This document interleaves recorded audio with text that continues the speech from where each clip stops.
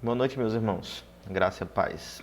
Estamos aqui mais uma terça-feira, né, estudando a Palavra de Deus e lembrar os irmãos, né, os que já acompanham, certamente sabem, mas a você que começou a nos seguir agora, né, tem acompanhado o canal da igreja, todas as terças e quintas nós estamos disponibilizando na parte da noite um estudo que a gente está fazendo de forma sequencial, seguindo o que nós chamamos de Catecismo de Heidelberg. Não é? É um dos documentos da fé reformada, da Igreja da Reforma, e nós temos estudado, aprendido doutrina utilizando esta ferramenta que tem sido muito útil para nós. Né? Então, todas as terças e quinta-feiras nós vamos estar estudando o Catecismo de Heidelberg. O vídeo eu posto sempre na parte da noite.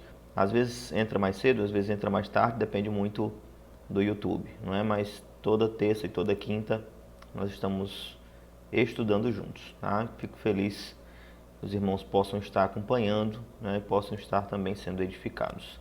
Hoje eu fui perguntado sobre as nossas reuniões, né? Se teríamos ou se já estávamos tendo normalmente. E vou lembrar também aos irmãos que nós estamos reunindo presencialmente apenas no domingo, tá? No domingo pela manhã, às 9 horas da manhã. Nosso intuito era sim poder ter mais reuniões e estávamos caminhando nesse sentido, numa reabertura gradual. No entanto, o momento em que a nossa cidade se encontra, né, não é um momento de estar amenizando a situação, né? Muito pelo contrário, tem aparecido um agravamento, né, na quantidade de casos, as pessoas que estão ficando de fato enfermas de forma grave, os óbitos têm aumentado. Então nós vamos manter as programações pelo YouTube, né, terças e quintas, e o culto, nós vamos manter um culto por semana no domingo pela manhã. Nós estamos observando todas as restrições, né? Crianças menores de 12 anos não participam, idosos acima de 60 também não. Nós temos o termômetro na porta, estamos verificando a temperatura, nós estamos disponibilizando álcool em gel, fizemos também colocando o distanciamento entre os assentos. Então nós estamos tomando aí as precauções que são sugeridas, né, e que nós consideramos importantes.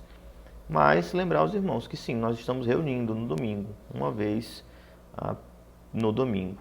Na parte da manhã e da noite, aos irmãos que não estão podendo estar presentes, nós estamos disponibilizando um material em vídeo para edificação. Tanto uma liturgia, que é disponibilizada no grupo da igreja, e se você tiver interesse, pode solicitar pelo WhatsApp, pelo meu WhatsApp, mande uma mensagem aqui no vídeo, eu posso estar disponibilizando para você o contato, para que vocês realizem o culto familiar em seus lares, né? Usando a liturgia. Logicamente a liturgia é um modelo, né? Serve para instruir, não é algo restrito, fechado. E os vídeos nós disponibilizamos também. Pela manhã, o missionário João Sátiro, que tem pastoreado a igreja em São Raimundo das Mangabeiras, ele tem trago a mensagem de edificação, e na parte da noite eu tenho trago a exposição. Nós estamos estudando a carta do apóstolo Paulo aos Filipenses, tá bom? Então acompanhe as nossas programações. Se você pode estar presente, se faça presente. Se você não pode, não deixe de cultuar, não deixe de reunir sua família, de no dia do Senhor ler a palavra de Deus, cantar ao Senhor, aprender da sua palavra. Isso é essencial para as nossas vidas, né? Pelo menos é o que nós professamos, né? Que nós amamos a Deus, que nós desejamos servi-lo, que nós amamos a sua lei, e ele nos ordena em sua lei, tá? Que nós estejamos adorando, guardando este dia, lembre-se do quarto mandamento. Não é? É um benefício para o povo de Deus o poder adorá-lo, né? Foi um dos benefícios conquistados por Cristo para nós. Então, desfrutemos dessa dádiva. Mas vamos lá. Nós vamos continuar o nosso estudo. Nós estamos na pergunta do Catecismo de número 36. Tá? E a pergunta diz o seguinte: que benefício você recebe de Cristo ter sido concebido e nascido sem pecado? Nós estamos em uma parte do Catecismo que nós temos visto a exposição dos conceitos que são apresentados pelo Credo Apostólico. E dentre estes conceitos nós vimos tanto o nascimento virginal, né? Creio em Jesus Cristo, Filho unigênito de Deus, que nasceu da Virgem Maria, não é? Por obra do Espírito Santo. E dentro destes pontos doutrinários, há esta afirmação também, né? Do nascimento de Cristo, e este nascimento sendo obra do Espírito Santo, e portanto nós temos aí o nascimento sem pecado. Tá? E por que isso é importante? Nós estudamos já anteriormente sobre a necessidade de nós termos um mediador que é Deus e homem, não é? E nós já demos assim uma pincelada sobre essa importância no que diz respeito ao não ter pecado. E hoje nós vamos ver mais alguns versículos e aprender um pouco mais sobre isso também. Então eu vou pedir aos irmãos que vejam em suas Bíblias 1 Timóteo capítulo 2, versículos 5 e 6. As referências eu coloco sempre no início do vídeo. Sempre assim, né? Os mais antigos talvez não tenha. Mas nos últimos vídeos todos têm a pergunta e as referências. Tá bom? Então você pode dar uma pausa, posteriormente abrir, ler os textos um por um e verificar se de fato o que tem sido afirmado é verdadeiro, de acordo com a palavra de Deus. Mas vamos lá, 1 Timóteo capítulo 2, versículos 5 e 6 diz o seguinte: porquanto há um só Deus e um só mediador entre Deus e os homens, Cristo Jesus, homem, o qual a si mesmo se deu em resgate por todos, testemunho que se deve prestar em tempos oportunos. Veja que nestes versos é afirmado de forma categórica que nós temos apenas um único mediador entre Deus e os homens. Há um único Deus e um único mediador, Cristo Jesus, homem. É defendido a existência de um único Deus vivo e verdadeiro, bem como é defendida a existência de um único mediador, né? E este mediador é Cristo Jesus, onde a sua humanidade também é defendida neste texto. Cristo Jesus, homem. Há um único mediador entre Deus e os homens, Jesus Cristo. E aí nós já podemos nos questionar, mas o que isso tem a ver com o nascimento imaculado, o nascimento sem pecado? Não é? Nós sabemos que toda a humanidade, depois da queda, toda a descendência de Adão, ela nasce nesse estado de miséria, né? Nós somos concebidos na iniquidade, nascemos em pecado. Então, inevitavelmente e invariavelmente, todos aqueles que descendem de Adão, eles nascem em pecado, né? Eles nascem e são contaminados pelo pecado.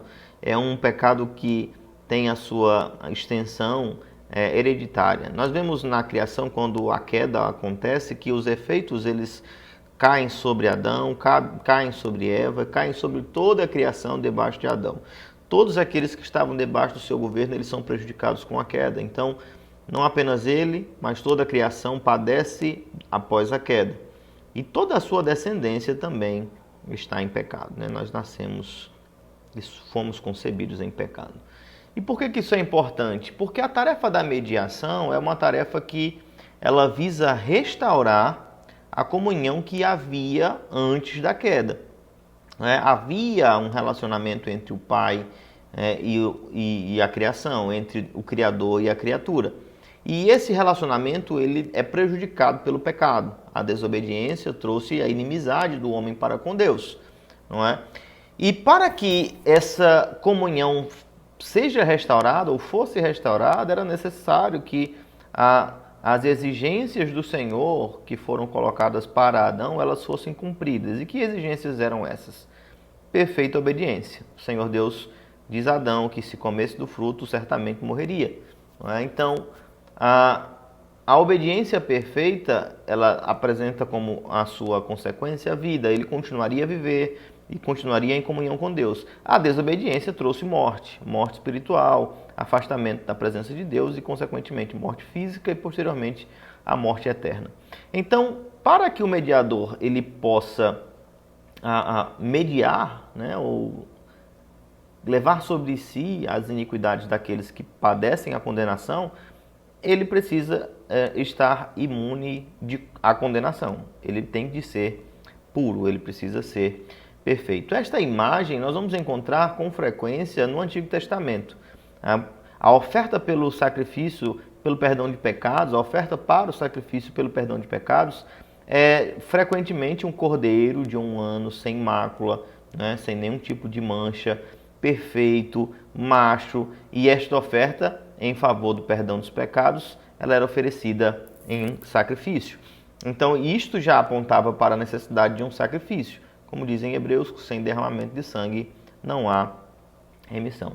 Mas veja, Hebreus capítulo 9, abra sua Bíblia aí, dos versículos 13 a 15 diz o seguinte: portanto, se o sangue de bodes e de touros e a cinza de uma novilha, aspergidos sobre os contaminados, os santificam, quanto à purificação da carne, muito mais o sangue de Cristo, que pelo Espírito Eterno a si mesmo se ofereceu sem mácula a Deus, purificará a nossa consciência de obras mortas para servirmos ao Deus vivo.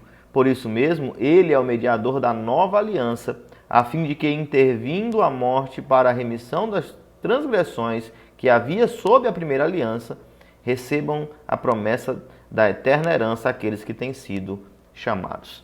A ideia que é posta é a ideia de uma nova aliança, né? Havia a primeira aliança que Deus fez com Adão e este falhou. E a nova aliança tem um novo mediador, que é Cristo, aquele que é sem mácula. E a comparação que é feita pelo autor aos Hebreus é que se na antiga aliança o sangue de animais ele santificava, né, ou ele purificava, nós sabemos que a eficácia não está propriamente no animal, mas no que ele prefigura, mas na nova aliança é o sangue perfeito de Cristo quem nos purifica de todo o pecado. Tá? E é descrito que este é uma oferta sem mácula, ofereceu a si mesmo e por causa dele nós podemos servir ao Deus vivo. Né? Veja também Romanos capítulo 8. Romanos capítulo 8 diz o seguinte, versículo 3 e 4. Porquanto o que fora impossível à lei, que estava enferma pela carne, isso fez Deus enviando o seu próprio Filho, em semelhança de carne pecaminosa, e no tocante ao pecado, e com efeito, condenou Deus na carne o pecado, a fim de que o preceito da lei se cumprisse em nós, que não andamos segundo a carne, mas segundo o Espírito. A ideia do texto é que depois do pecado entrou no mundo, a lei que levaria à perfeita obediência, ela perde a sua eficácia, né? Ela não tem uma finalidade redentiva, porque nós estávamos debaixo de condenação por causa do pecado. Então nem podíamos cumprir a lei e nem obter justiça por meio dela, né? Mas o Senhor Deus, ele condenou na carne o pecado e na carne do nosso Senhor Jesus Cristo, né? O preceito da lei se cumpre em nós por causa dele, né? Nós recebemos os benefícios que ele conquistou, mas foi necessário que o Senhor padecesse, que Cristo carregasse sobre si as nossas dores. O que diz ainda 2 Coríntios, capítulo 5, versículo 21, aquele que não conheceu o pecado, ele o fez pecado por nós, para que nele fôssemos feitos justiça de Deus. Veja, novamente, aquele que não tinha pecado, o Senhor fez pecado por nós. Ou seja, Cristo nasce sem pecado, uma obra extraordinária do Espírito Santo. Ele vive sem pecado e ele é oferecido em sacrifício em nosso favor, ainda sem pecado. Não é? Então, por que ele foi feito pecado em nosso lugar? Porque o Senhor colocou sobre ele os nossos pecados. O Senhor puniu nele a nossa iniquidade. O Senhor, quando derrama o cálice da sua ira sobre ele, o cálice ao qual o Senhor Jesus disse, se possível, afasta de mim. É o cálice da ira de Deus que é derramado sobre Cristo. Cristo é como aquele que aplaca a ira de Deus, como a figura do propiciatório na antiga aliança, aquela tampa que era derramado sangue sobre ela e a ira de Deus era aplacada, né? Cristo é aquele tampão, né? É o escudo, né? Que aplaca a ira de Deus. A ira de Deus é dirigida a Ele, os nossos pecados sobre Ele, e os nossos pecados eles são punidos nele, né? Então, por causa da justiça dele, nós fomos feitos justos. Então, se Cristo não nasce sem pecado, não vive sem pecado, seria impossível ele levar sobre si os nossos pecados, porque ele já teria os pecados dele, né? Então, nós temos aqui a justiça de Deus sendo manifesta, inclusive no que diz respeito ao perdão de pecados. Deus não apenas ignora os pecados. Se ele apenas ignora os pecados, ele deixa de ser justo, né? Ele pode ser considerado bom, mas não justo. Ele pune os pecados em Cristo Jesus. Ele não simplesmente ignora os pecados. Os nossos pecados foram punidos de forma justa sobre Cristo Jesus no Calvário, não é? E aí os irmãos já sabem que não é apenas uma questão de pregos, não é, de açoites, é muito mais do que isso. É uma ira santa, perfeita, sendo derramada sobre o Filho de Deus. Não é? Um castigo que seria um castigo eterno para nós, ele foi derramado sobre o Cordeiro, para que nós pudéssemos ser purificados e justificados. Ainda o texto de Gálatas, capítulo 4, versículos 4 e 5 diz: vindo, porém, à plenitude do tempo, Deus enviou seu Filho, nascido de mulher, nascido sob a lei, para resgatar os que estavam sob a lei, a fim de que recebêssemos a adoção de filhos. Cristo é a forma que o Senhor Deus providenciou para que nós, que estávamos debaixo de condenação, pudéssemos ser novamente recebidos por Ele e termos comunhão com Ele. Nós fomos adotados por Deus. Nós éramos criaturas de Deus, nos tornamos inimigos de Deus e agora somos feitos filhos de Deus por intermédio de Cristo, não é? Por causa da sua obra, por causa do seu sacrifício. Estávamos debaixo do jugo de condenação da lei, mas Cristo foi e cumpriu a lei em nosso lugar e por causa dele nós podemos descansar na certeza de que temos perdão e somos filhos de Deus e co-herdeiros com Cristo Jesus, não é? E mais uma referência para que nós possamos então concluir a nossa meditação nesta noite, nosso estudo, né, nesta noite no Catecismo, é o texto de 1 Pedro. 1 Pedro capítulo 1, nos versículos 18 e 19, onde está escrito o seguinte: sabendo que não foi mediante coisas corruptíveis como prata ou ouro, que fostes resgatados do vosso fútil procedimento, que vossos pais vos legaram, mas pelo precioso sangue, como de cordeiro, sem defeito e sem mácula, o sangue de Cristo, conhecido com efeito antes da fundação do mundo, porém manifestado no fim dos tempos, por amor de vós, até o versículo 20. Então fica evidente que nós fomos comprados, houve um resgate que foi pago em nosso favor, e esse valor que foi pago não foi ouro, nem prata, nem riqueza, nem nada desta natureza, nada que possa ser adquirido pelo esforço humano, mas é o próprio sangue de Cristo que é derramado em nosso favor.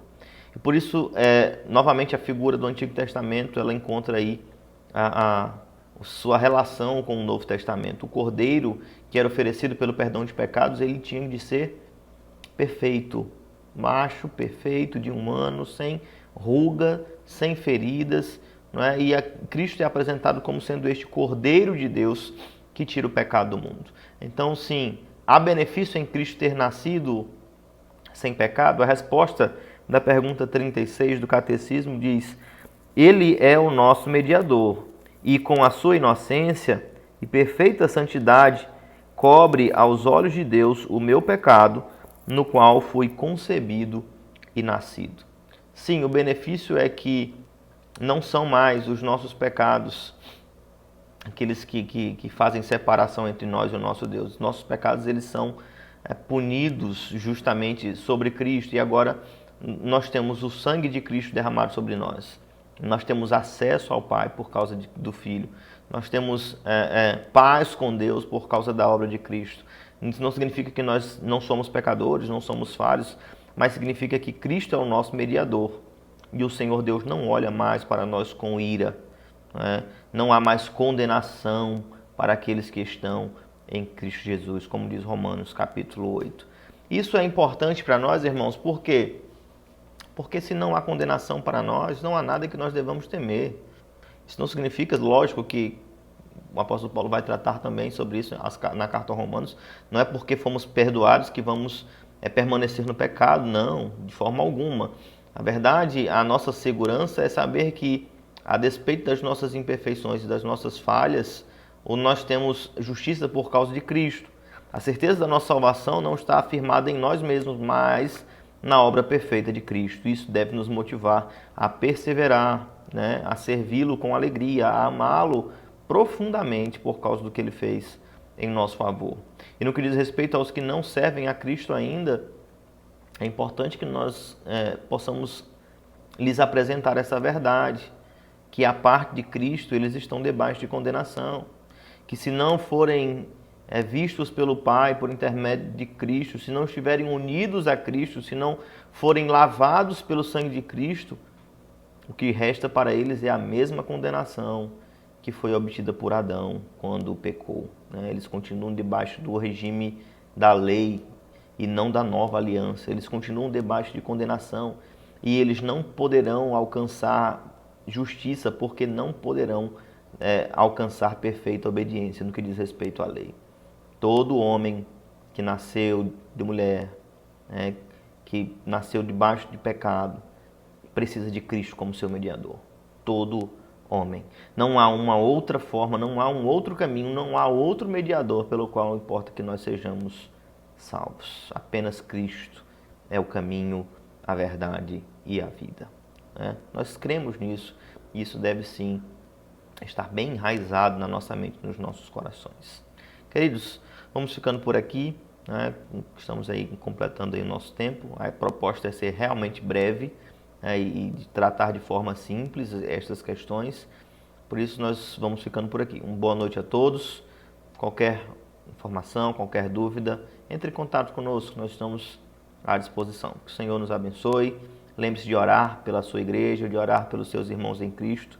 Não esteja ansioso, não fique desesperado. Nada poderá nos separar do amor de Deus. Nós fomos redimidos. Isso é o mais importante. Um abraço a todos. Graça e paz do nosso Senhor Jesus Cristo.